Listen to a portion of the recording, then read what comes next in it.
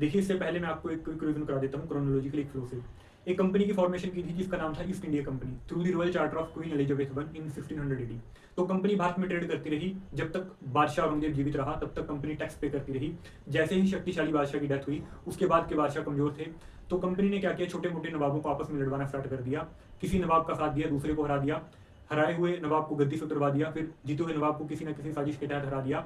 इस तरह कंपनी काम करती रही। पहले कंपनी आई थी एक प्योरली ट्रेड कंपनी के फॉर्म में, फिर कंपनी के ग्रेजुअली ओवर द टाइम यहाँ पर पॉलिटिकल एम्बिशंस बिल्ड होने स्टार्ट हो गए। तो कंपनी ने क्या किया, छोटी मोटी लड़ाइयाँ लड़ी और सेना एस्टेब्लिश करना स्टार्ट कर दी भारत के अंदर। फिर after the battle of Buxar, Bharat के बादशाह शाह आलम टू ने कंपनी को दीवानी दे दी हारने के बाद।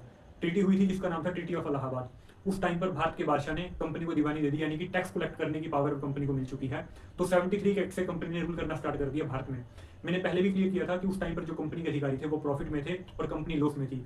देखिए, जो ब्रिटेन के अंदर सिस्टम था फ्यूडलिज्म का, मतलब जो अल्ट्रा लग्जरी घरों के बच्चे थे उनको कंपनी अधिकारी बनाकर भेजती थी भारत के अंदर। वहां किसी काम के नहीं थे, वहां पर नशे करते थे, शराब पीते थे, अफीम, इसके अलावा जो भी बड़े बड़े नशे थे सभी करते थे, लड़कियों के साथ गलत तरह का व्यवहार करते थे। तो उनको कंपनी भेजती थी भारत के अंदर। यहाँ पर आकर भी यही काम किया, लूटमार करते थे, सारा पैसा लूट कर ले जाते थे ब्रिटेन के अंदर।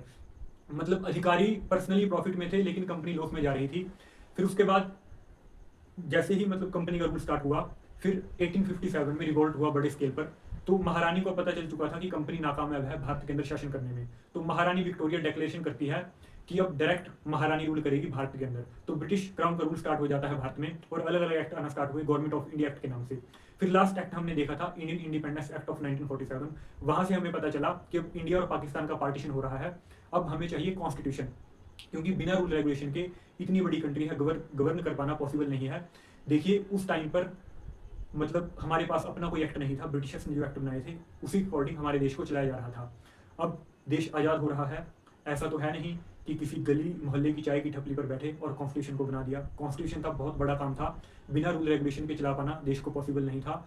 आप एक बात सोचिए, यदि हमारी फैमिली में 4, 5 या 10, 12 मेंबर तक हो सकते हैं, यदि इन मेंबर को भी हम बिना किसी नियम और कानून के छोड़ दें, तो सिंपल सा फंडा है, इस बात की श्योरिटी है कि सभी के सभी लोग आवारा हो जाएंगे पशु प्रवृत्ति के। यही काम था उस टाइम पर। 40 करोड़ पॉपुलेशन थी, बिना रूल रेगुलेशन के लिए छोड़ दिया जाए तो सिंपल सा फंडा ये था कि देश का नागरिक ही आतंक मचाने लगेगा देश के अंदर। उस टाइम पर पार्टीशन के नाम पे भी अदला बदली चल रही थी, पाकिस्तान से इंडिया, इंडिया से पाकिस्तान। कहीं हर्ष का माहौल था तो कहीं दुखों के पहाड़ टूट रहे थे। जो पाकिस्तान के फाउंडर थे मोहम्मद अली जिन्ना, उनको भी अपना दिल्ली वाला घर सेल करके पाकिस्तान के कराची शिफ्ट होना पड़ा 3 लाख रुपए में। तो बहुत सी ऐसी मुसीबतें मुंह फैलाए हुए खड़ी थी। सबसे बड़ी प्रॉब्लम थी कि कॉन्स्टिट्यूशन किस तरह बनाया जाए और इतने हाईली इंटेलेक्चुअल लोग किस तरह असेंबली में भेजे जाएं इलेक्ट करके। तो बस इसी टॉपिक को आज हमने पढ़ना है जिसका नाम है कॉन्स्टिट्यूएंट असेंबली।